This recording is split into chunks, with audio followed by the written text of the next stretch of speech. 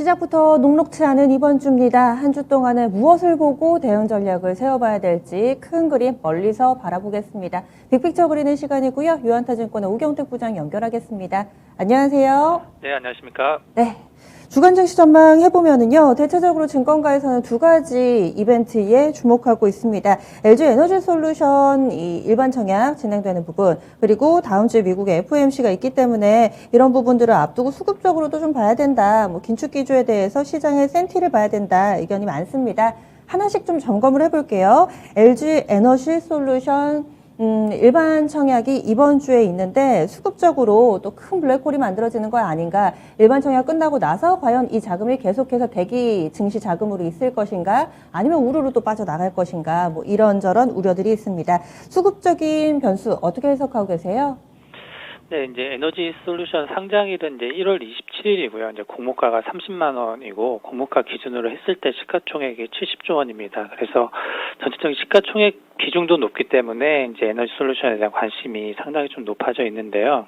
이제 공모가를 이제 선정하는 과정에서 이제 기간 수요 예측이 좀 진행이 됐는데 경쟁률이 2023대 1을 기록하면서 역대 최고치를 기록을 했고 이 경쟁률을 감안했을 때 전체 주문 규모가 1경이 넘어서면서 이슈가 더 돼 있는 그런 상황입니다. 그래서 기관 수요 예측 때 좀 이슈가 됐고요. 그래서 공모가는 상단으로 정해진 상황에서 이번 주에 개인 청약이 1월 18일, 19일 이틀에 걸쳐서 진행이 되고 있고요.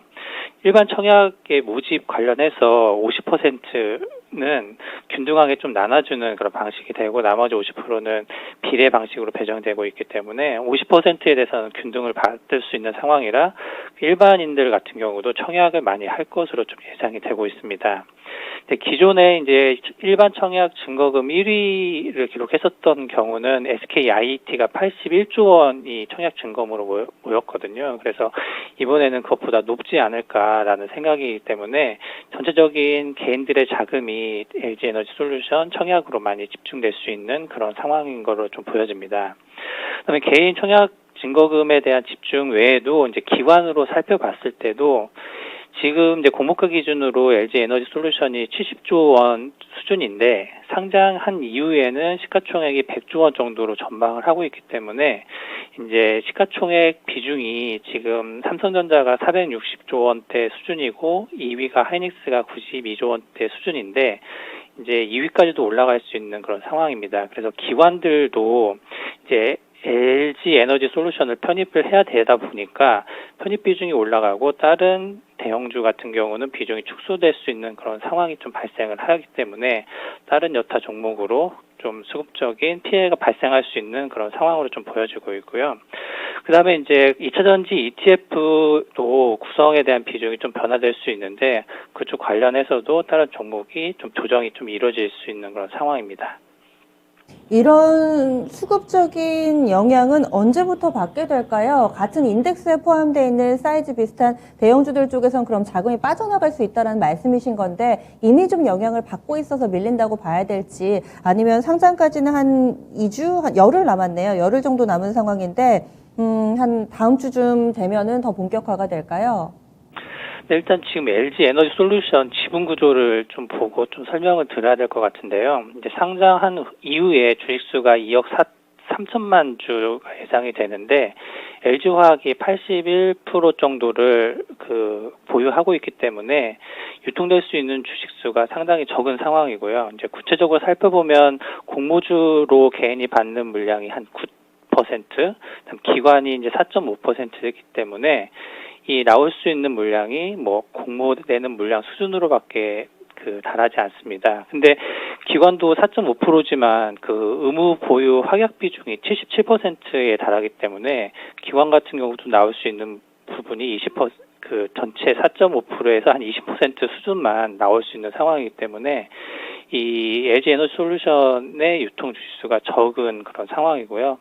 적게는 이제 9%에서 13% 정도에 불과할 걸로 좀 예상이 되고 있습니다.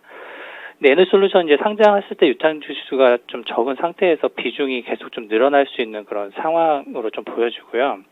코스피 200 지수는 이제 3월 11일에 편입될 걸로 예상이 되고 있고 MSCI 지수에는 좀 2월 14일 편입될 걸로 좀 예상이 되고 있는 상태고요. 아까 좀 전에 말씀드린 2차 전지 관련돼서 ETF 등 전체적으로 패시브 자금도 한 1조 원 정도를 추가적으로 좀 매입해야 되는 그런 상황이기 때문에 상장한 이후에도 그 LG 에너지 솔루션에 대해서 좀 그 수급이 좀 집중될 수 있는 좀 이어지는 그런 움직임이 이어질 걸로 좀 예상이 되고 있습니다.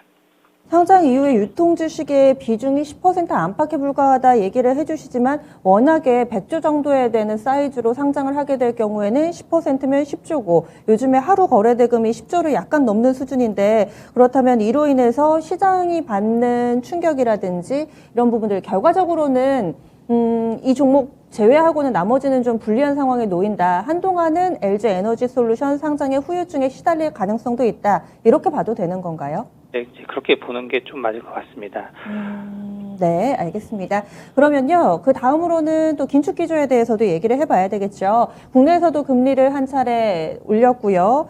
작년까지 합하면은 또 2번 연속해서 올린 거고, 미국에서도 2번 올린다고 하다가 3번, 이젠 4번까지 얘기가 나오고 있습니다. 특히나 지난주에 나왔던 발언들은 상당히 좀 매파적인 분위기였는데, 정리를 해주시죠.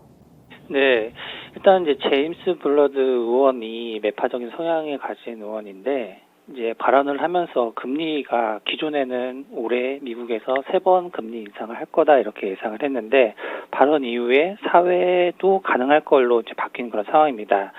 의원 그 발언 내용을 이렇게 보면 실업률 3% 이하로 하락할 가능성이 있기 때문에 이 상황에서 인플레이션 급등을 막기 위해서는 이제 중앙은행이 보다 공격적인 금리 인상에 나서야 된다라고 발언함에 따라서 올해 사회도 가능한 부분을 좀 여지를 남겨놓은 그런 상황이고요.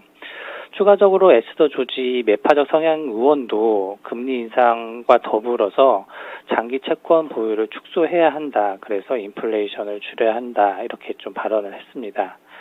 추가적으로 이제 중도 비투기적인 성향에 있는 그 의원들도 발언을 좀 살펴보면 지금 전체적으로 중앙은행이 직면한 그 과제가 인플레이션을 좀 줄이는 거기 때문에 연준이 강력한 도구를 가지고 인플레이션 낮추는데 해야 된다라고 좀 얘기를 했고요. 이제 제롬 파월 연준 의장은 스탠스는 이제 경기는 좀 견조하다. 추가적인 부양 정책이 필요 없이 중요한 게 이제 공급망 그 병목 현상이 완화되면 인플레이션 압력이 좀 낮아질 거라고 좀 얘기를 하고 있고 그다음에 금리 인상을 더 인상해야 되는 상황이 오면은 결정을 하겠다. 양적 긴축은 그래도 올해 후반으로 좀 예상을 하고 있는 그런 상황입니다. 그래서 전체적인 이제 그 다음 주에 FOMC 회의를 앞두고 좀 매파적인 성향 발언이 좀 많은 그런 상황이고요. 추가로 이제 백악관에서 FOMC 강경 매파에 있는 인물을 3명을 또 추가적으로 지명하게 따라서 금리 인상과 양적 긴축에 대해 강경적인 움직임이 나타날 거다라는 분위기가 좀 주말에 있었거든요. 그래서 그런 부분이 오늘 시장에도 좀 영향을 미치지 않나 이렇게 보고 있습니다. 네. 실제로 이 부분을 확인할 수 있는 이벤트 FOMC 다음 주에 예고가 돼 있습니다. 이를 앞두고서 이번 주는 어느 정도 영향권 내에 접어들어 있는데 어떻게 좀 전략으로 활용을 해봐야 될까요? 네, 아무래도 지금은 LG에너지 솔루션이 27일, FOMC 회의가 25일, 26일이니까 27일에 그 회의 결과를 알 수 있으니까 27일까지는 전체적으로 이제 수급적이나 전체적인 대외 변수가 아무래도 좀 영향을 받을 수 있는 그런 상황이고요. 그런 변수가 이제 확인되기까지는 지금 좀 관망 상태나 조금 변동성 높아지는 그런 구간으로 보는 게 좀 맞을 것 같습니다. 그래서 이번 주는 그 FOMC 의원들의 그 발언이 금지되는 블랙아웃 기간이기 때문에 거기에 관련돼서는 추가적인 발언 내용을 좀 들을 수 없는 상황이고요. 이런 구간에서는 아무래도 27일 지나고 나서 이제 LG 에너지 솔루션 상장 FOMC 회의에 대한 그 방향이 결정된 다음에 이제 본격적으로 2월 들어서는 이제 설이 지난 2월 지나서는 이제 4분기 실적이 본격적으로 발표될 걸로 좀 예상이 되고 있습니다. 그래서 이제 4분기 실적 발표하고 거기 관련돼서 이제 1분기 때 그 지금 현재 1월 지나고 있는 상황에서 공급망 문제가 얼마나 해결이 되고 인플레 영향을 받았는지에 대한 1분기 실적 전망치도 아울러서 좀 나올 수 있기 때문에 지금 이제 추석 지나고 4분기 실적 1분기 분위기에 따라서 실적 관련주 중심으로 좀 주가 움직임이 차별적으로 나타날 걸로 좀 예상을 하고 있습니다. 그러면은 오늘의 큰 그림 그려주세요. 네, 지금 전체적으로 지금 수급도 그렇고 인플레이션, 양적 긴축 우려까지 그 확대가 되는 그런 상황이기 때문에 변수들이 좀 부담 요인이 좀 이어지고 있는 그런 상황이고요. 좀 전에 말씀드린 것처럼 좀 추석이 좀 지나고 나서 실적 관련주 중심으로 차별적인 움직임을 대응하는 게 맞지 않을까 이렇게 보고 있습니다. 설 이후까지 미리 준비를 해주시네요. 알겠습니다. 다음 주에 뵙겠습니다. 네, 감사합니다. 네.